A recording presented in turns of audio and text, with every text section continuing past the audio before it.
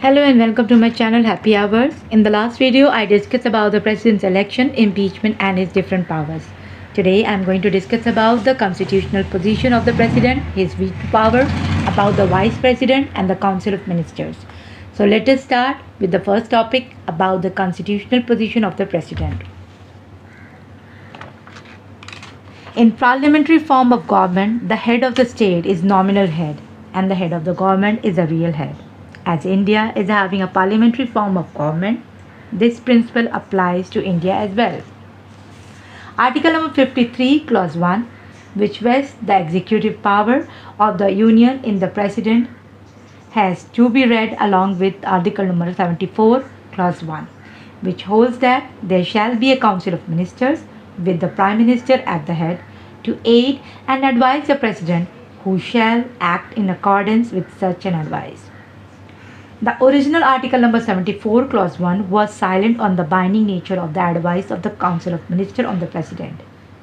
The 42nd Amendment Act, which was added in the year 1976, made it binding on the President to act on the advice of the Council of Ministers.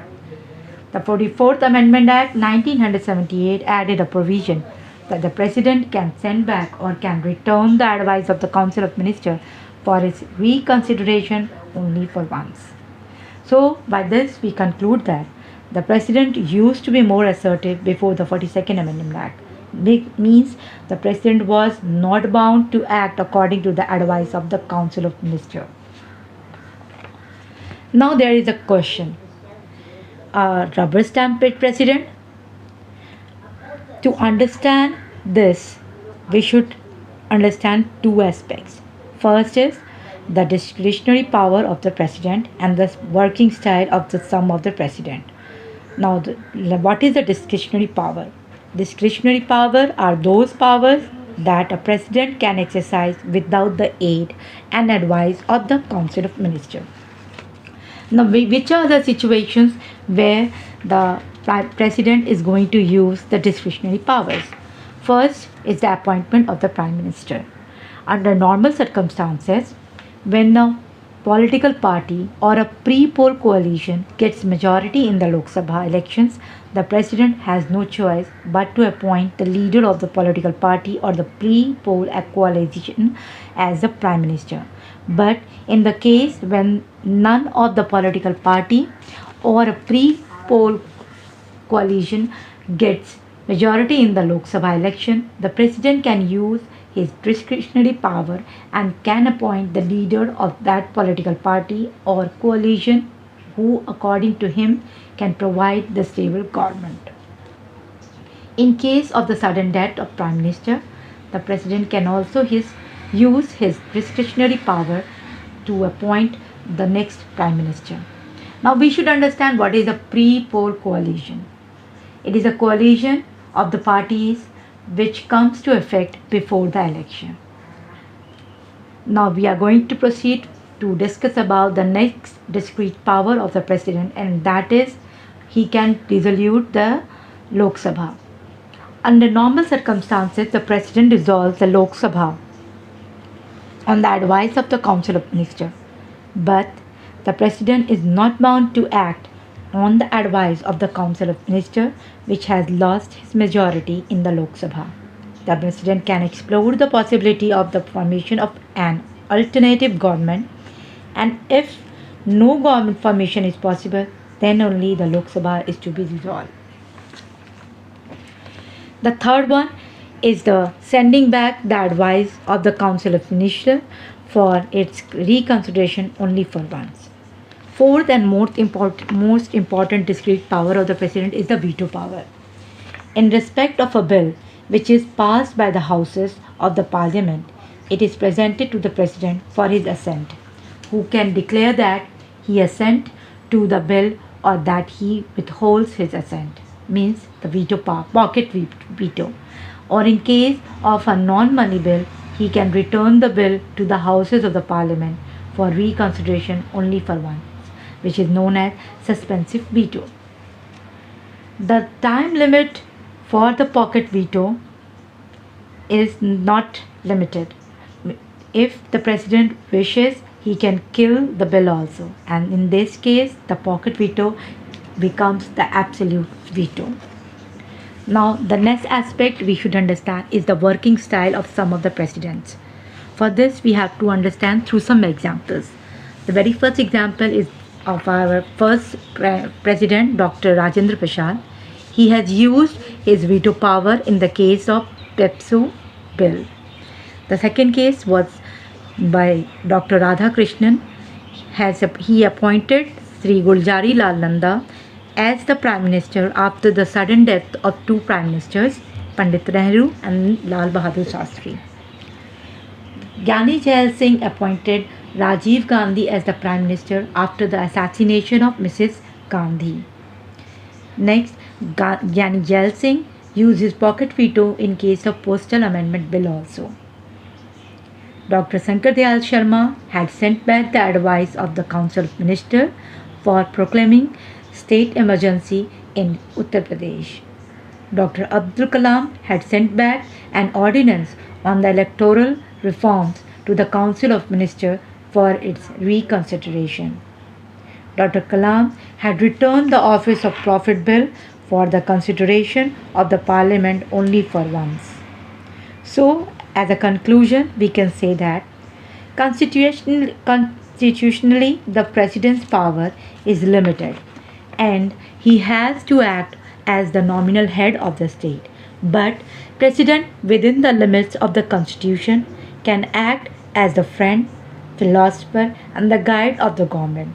But such a role depends on the personality of the President and the political situation of the country.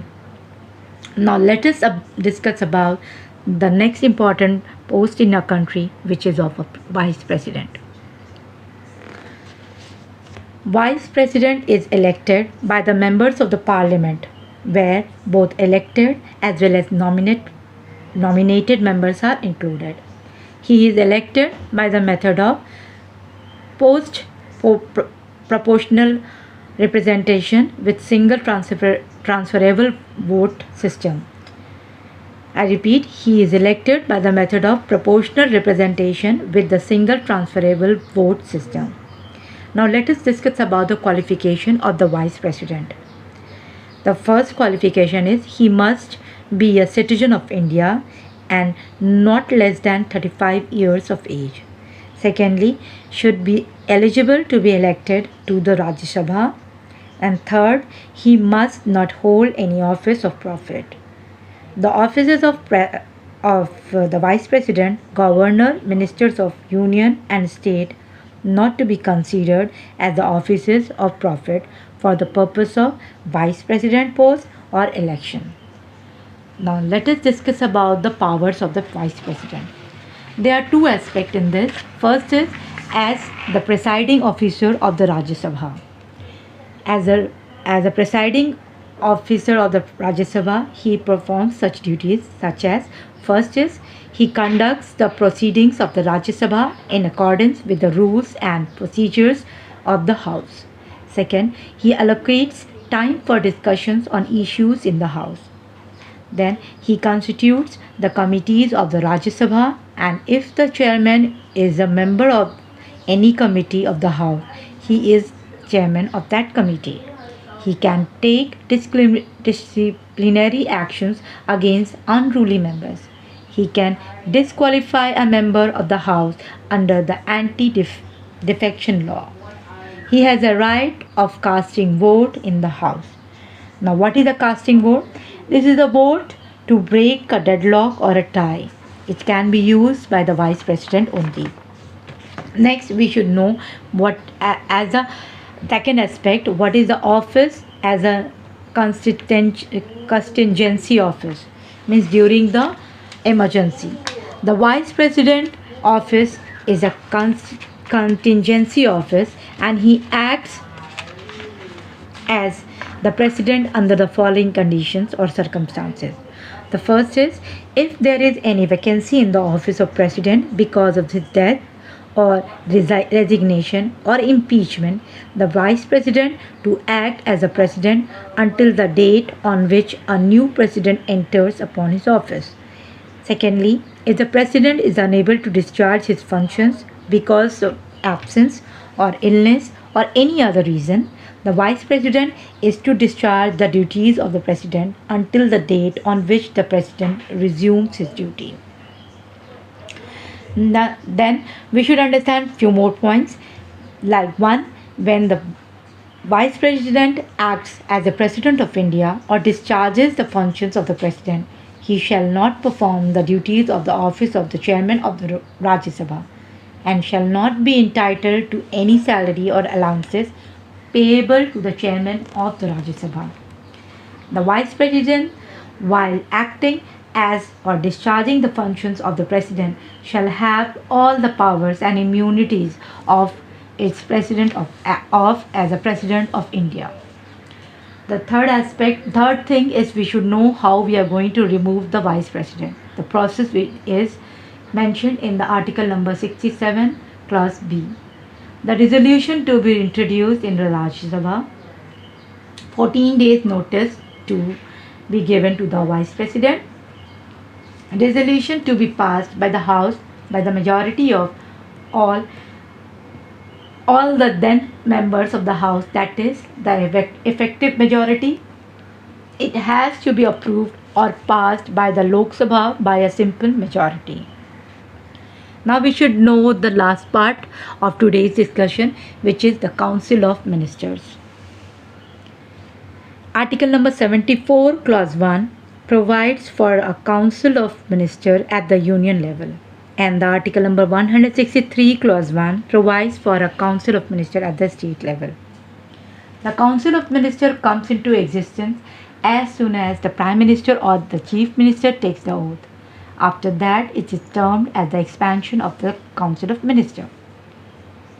The Council of Ministers is a composite body and generally consists of the following types of ministers. First one is the Cabinet Minister, second is the Minister of State, and the third one and the last one is the Deputy Minister. So let us discuss one by one. The very first is the Cabinet Ministers. These are the senior most ministers.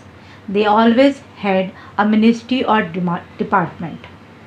The Cabinet enjoys constitutional recognition under the article number 356, which holds that the President to proclaim the national emergency on the written advice of the Cabinet. It was added by the 44th Amendment Act 1978. Now the second types of minister is the Minister of the States. These are the second rank minister. Some of them may be given independent charge of the minister. The independent charge means these are above the cabinet minister. There are no cabinet minister to them above them, and they are directly report to the Prime Minister office. They can attend the cabinet meeting if invited by the Prime Minister. Then the last one is the deputy ministers. They are the junior most minister, are never given independent charge. They are never invited in the cabinet meetings, and these are official posts for deputy prime minister or deputy CM. These are not political posts. So as a conclusion, I want to say these classification of the ministers in the Council of Ministers is not constitutional, but it is conversational. By this I am concluding. Thank you.